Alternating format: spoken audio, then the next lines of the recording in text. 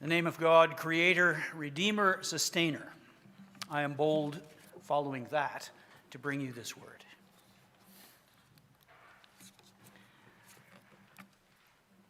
So it starts with a borrowed donkey. It's a little strange, don't you think? And it's a strangely worded request. Go, you two, to the next village, find a colt that's never been ridden, and then walk away with it. If anybody asks, just tell them the master needs it. And since this is the gospel, things play out exactly as Jesus had described. How convenient. Maybe people were just a little less rigorous about ownership in those days, or maybe they were more generous when they considered the needs of strangers. Maybe it's something else. Because the whisper of prophecy is in the air. And there's a sense that comes with that whisper of prophecy, a sense of excitement or foreboding, depending on your point of view. It fills the countryside around Jerusalem, and it fills the air around Jesus. And I think in Luke's telling, the decision was pretty simple. If it's prophecy they want, it's prophecy they'll get. And so a colt is offered and a parade is begun. But this prophesied parade is a little odd, isn't it? Coats cover the road.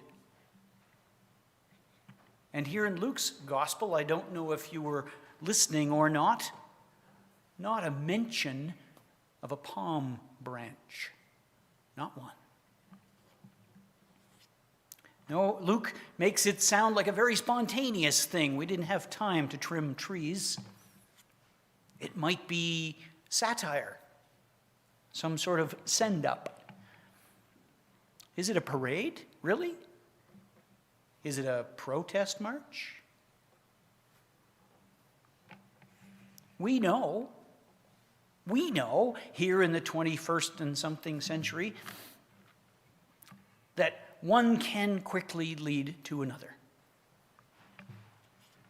The most memorable one for me was the celebrations around the Stanley Cup that spill out into the streets, out of the arena, and turn into something different when it infects the crowd. And suddenly cars are flipped over and phone booths are smashed. You remember phone booths? These happy days of our team has finally won it turn into some other kind of front page news. The wrong kind. Or, if you cast your minds back, if you're globally motivated in your reading and thinking, you might remember that every so often the 7 or 8 or 20 most powerful nations in the world, depending on who's doing the counting, gather together to think about the state of things, and occasionally people meet with them or march around the hotel to draw attention to the responsibility that the most prosperous nations in the world have to the rest of the globe.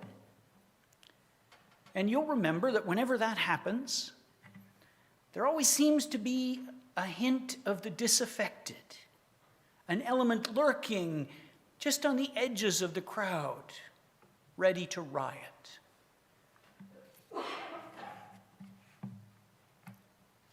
And I suppose I must mention more recent examples. Folks who may have had legitimate questions about the actions of various governments during the pandemic, who find themselves co-opted into a movement grounded in conspiracy and hatred. It is hard to draw lines around those situations and separate fact from fiction, isn't it? Where's the celebration? Where did it go wrong? Who are the bad actors? emotion, and old animosities obscure the original intent, the original arguments. And just like that, we're back to Luke's gospel. For these people are ready for a change. They're eager for it because, well, the Romans are Roman, aren't they?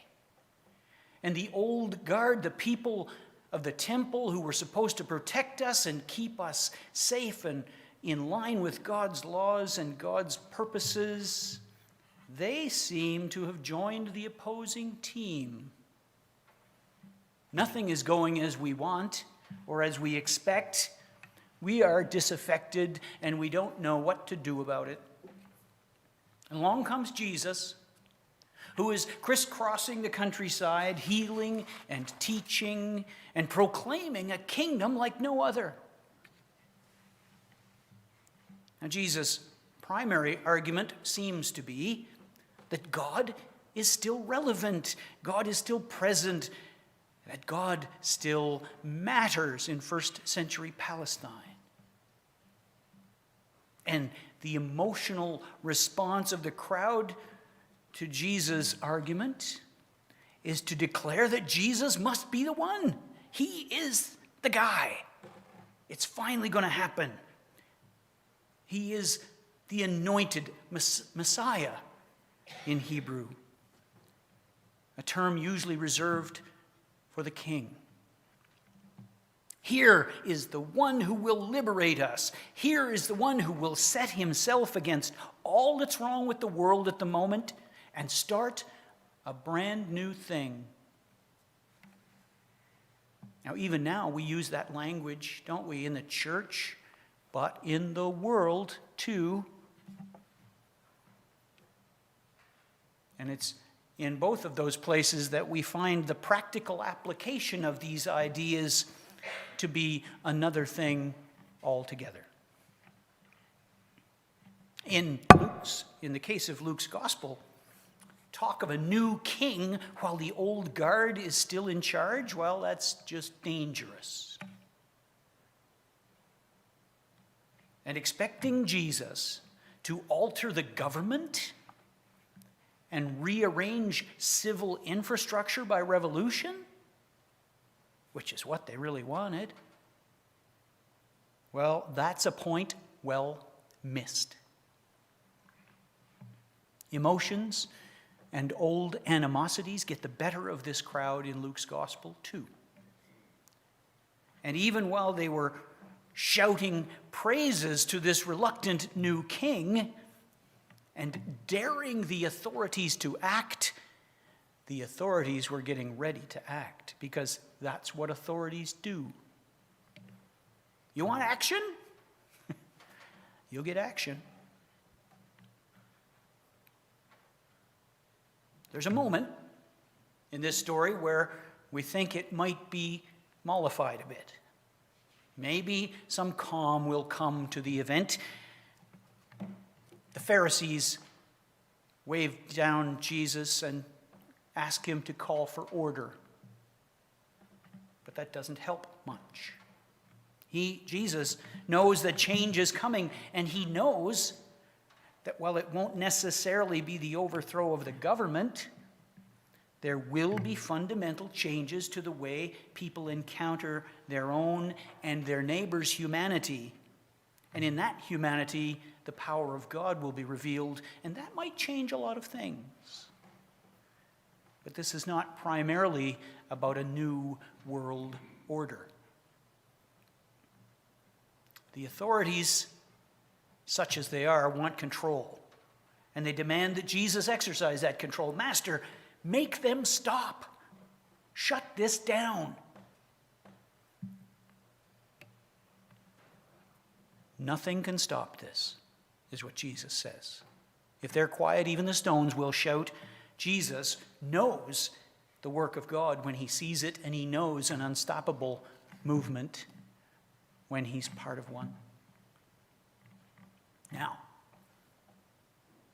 this might be the thing that put everybody over the edge, because hearing this from Jesus and gaining a sense of inevitability as they march toward Jerusalem, surely those who were once on the fence, who were undecided about what this all meant, would finally put their hearts into the movement. Are you with us now? Because Jesus says nothing can stop us. What a feeling. What a moment.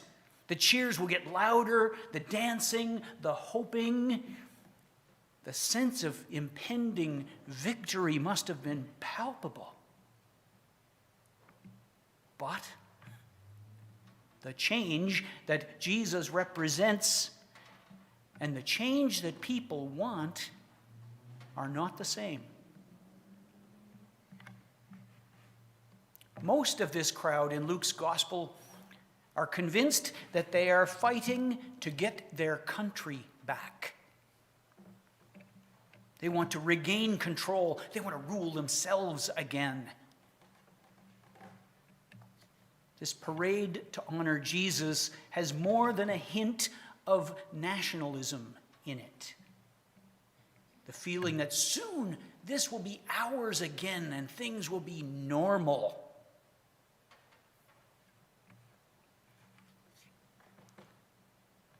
Jesus, for the record, cares little about nationalism and even less for normalcy.